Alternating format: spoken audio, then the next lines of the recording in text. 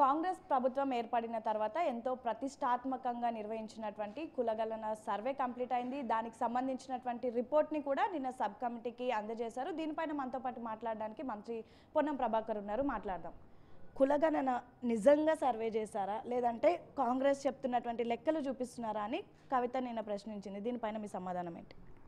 కవిత గారు ఈ ప్రక్రియ జరుగుతున్నప్పుడు గమనించారో లేదో నాకు తెలిసి వారికి కూడా ఈ కుల సర్వేల భాగస్వామ్యం సమాచారాన్ని ఇచ్చింది. 1,00,000 మంది పైన ఎమ్యూనరేటర్లు ఇల్లు తిరిగి సమాచారాన్ని సేకరించినారు. అక్కకు అటువంటి అనుమానం అవసరంలే అమ్మ, అంత సరైన విధంగా జరిగింది. ఎక్కడైనా ప్రత్యక్షంగా మీకు తెలిసి పొరపాటు జరిగింది అనిపిస్తే సంబంధిత బీసీ శాఖ మంత్రిగా నా దృష్టికి తీసుకురండి, నేను దాన్ని సరి చేస్తా.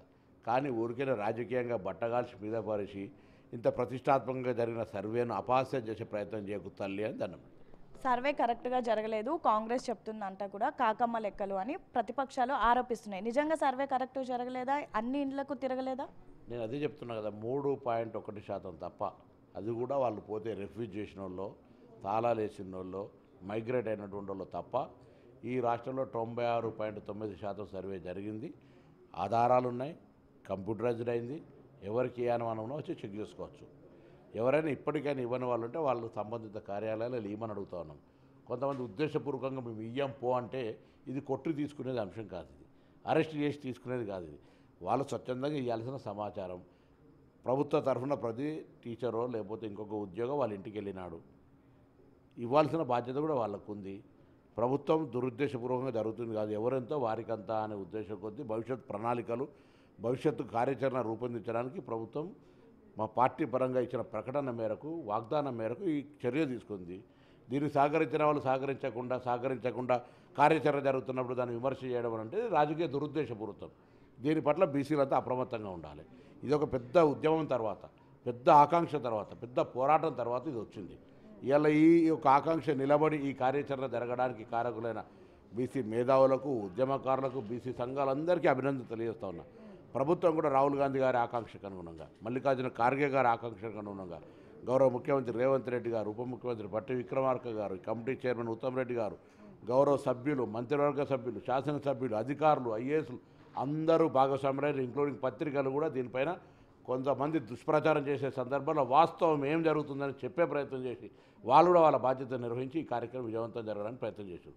వాళ్ళందరికీ ధన్యవాదాలు. ఇలా తెలంగాణ రాష్ట్ర బీసీ శాఖ మంత్రిగా ఇది ఒక గొప్ప కార్యక్రమం. ఇందులో ఏదైనా నేను మీ ద్వారా కూడా కోరుతా ఉన్నాను, ఇలా తెలంగాణ సమాజాన్ని ఏదైనా మంచి అనిపించకపోతే, పొరపాటు అనిపించకపోతే సమాచారం ఇచ్చి సలహా చెప్పండి.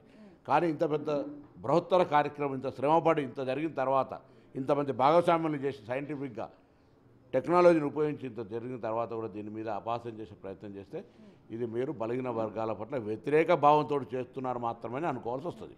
ఎవరు ఎంత ఉంటే వారికి అంతా అన్నారు. ఇప్పుడు బీసీలు దాదాపు 56% ఉన్నాయని మీ లెక్కలు చెప్తున్నారు. మరి బీసీలకు అంత రిజర్వేషన్ ఇస్తారా మీ రాహుల్ గాంధీ చెప్పినట్టుగా? ఇవ్వాలనే కదా రేపు క్యాబినెట్లో ఒకటే రోజు ఇవాళ ప్రారంభమైంది. ఇవ్వాలనే అంత అధిగమించకపోయినా తప్పకుండా ఆ దిశలో కార్యాచరణ కొనసాగుతుంది. ఒకవేళ ఇలాంటి ఆలోచన ఉంటే మీకు ప్రాబ్లమ్స్ వస్తాయి, అటు కోర్టు నుంచి న్యాయపరమైనటువంటి చిక్కులు వస్తాయి. అలాంటి వాటిని ఎలా ఎదుర్కోగలుగుతున్నారు? అందుకే అవన్నీ అధిగమిస్తూ వచ్చిన సమాచారాన్ని ఏ విధంగా ముందుకు తీసుకుపోవాలి, ఎక్కడ న్యాయపరమైన చిక్కులు రాకుండా అమలు చేయడానికి గల అన్నిటికీ వేదిక క్యాబినెట్, శాసనసభ.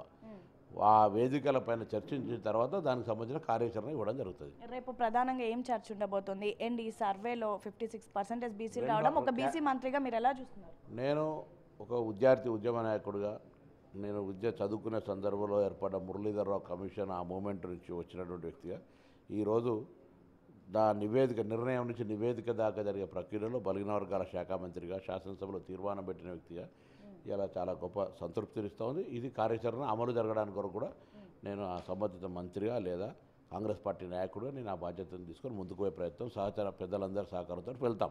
ఇది ఒక గొప్ప కార్యక్రమం. నేనేమడుగుతున్నా, కొంతమంది సంఘాల వాళ్ళు కావచ్చు, లేకపోతే రాజకీయ పార్టీలు కావచ్చు, ఒక కార్యక్రమం జరుగుతూ ఉంది. ప్రారంభ దశలో ఏదైనా కొంత గొప్ప తేడా అనిపిస్తే ట్రై టు సెట్ ఇట్, దాన్ని రైట్ చేసే ప్రయత్నం చేయండి. ఒట్టిగానే బ్లేమ్ చేసి విమర్శ చేసే ప్రయత్నం ద్వారా అది ఆ కాన్సెప్ట్ బ్యాక్ ఎండ్లో ఉండే బ్యాక్వర్డ్ క్లాస్ ఇంట్రెస్ట్ దెబ్బతింటుంది. దయచేసి అది దెబ్బ తగలకుండా చూడాల్సిందిగా రాజకీయ పార్టీలందరికీ విజ్ఞప్తి చేస్తున్నాం. మా ప్రభుత్వం, మా పార్టీ చిత్తశుద్ధితోటి ముందుకు పోవడానికి ప్రయత్నం చేస్తుంది. ఏదైనా లోపం వస్తే చెప్పండి. ప్రతిపక్షాలు బయట వాళ్ళు కాదు, మీ పార్టీలో ఉన్నటువంటి ఎమ్మెల్సీ తీన్మార్ మల్లనే నిన్న సంచలనమైనటువంటి కామెంట్ చేశారు. ఒక బీసీ మంత్రిగా మీరు ఎలా చూస్తారు? నిన్న ఆ సభ ఉద్దేశం ఏంటి? అసలు ఆయన కామెంట్స్ని ఎలా చూస్తున్నారు పార్టీ నుండి? వాస్తవంగా నేను అంటే పత్రికల్లో నేను ప్రింట్ మీడియా చూసినా ఇక్కడ లేదు, వీడియోలో నేను చూడలేదు. నేను సబ్ కమిటీ మీటింగ్ ఉండడం వల్ల నేను అది పీసీసీ అధ్యక్షుడితో మాట్లాడిన తర్వాత డెఫినెట్లీ బీసీ మంత్రి నేను స్పందిస్తా, పార్టీ తరఫున వారు కూడా స్పందిస్తారు. చర్యలు ఏమైనా తీసుకుంటారా? పార్టీ అధ్యక్షుడు మాట్లాడతారు, మాట్లాడిన వినందే లేదు. మీరు సెకండ్ స్టేజ్కి వెళ్తే ఎట్లా? ఓకే, చివరిగా రేపు అసెంబ్లీలో ఏం చర్చ జరగబోతుంది? క్యాబినెట్లో ఏం డిసైడ్ చేయబోతున్నారు? రేపు చూస్తారు, కొద్దిసేపట్లో జరగదు, రేపు పొద్దున జరుగుతుంది, అప్పుడు చూస్తారు. ఓకేనా అయితే